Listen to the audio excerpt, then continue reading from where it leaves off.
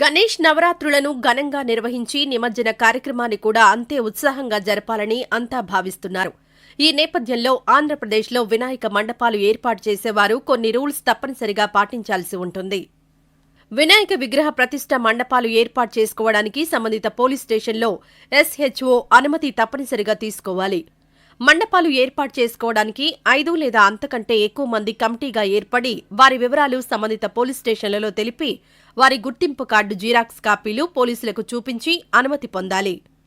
Private లేదా పంచాయతీ, మున్సిపాలిటీకి సంబంధించిన స్థలాలలో వినాయక విగ్రహాన్ని ఏర్పాటు చేయదలిచిన వారు ముందుగా సదరు ప్రైవేట్ స్థలమైతే స్థల యజమాని అనుమతి, ప్రభుత్వ స్థలమైతే పంచాయతీ లేదా మున్సిపాలిటీ వారి అనుమతి తప్పనిసరిగా తీసుకోవాలి. వారితో పాటు చుట్టుపక్కల నివసించే వారి సమ్మతి కూడా అవసరం. ఫైర్, విద్యుత్ శాఖల అనుమతి తప్పనిసరిగా తీసుకోవాలి.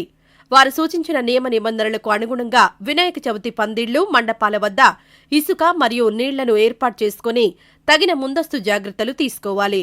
విగ్రహాల ఎత్తు, బరువు, ఉత్సవం నిర్వహించే రోజుల సంఖ్య, నిమజ్జనం చేసే తేదీ, సమయం, నిమజ్జన మార్గం మరియు విగ్రహ నిమజ్జనానికి ఉపయోగించే వాహన వివరాలను కూడా తెలియజేయాల్సి ఉంటుంది. లౌడ్ స్పీకర్లను సాయంత్రం 6 గంటల నుండి తర్వాతి రోజు ఉదయం 6 గంటల వరకు ఉపయోగించరాదు.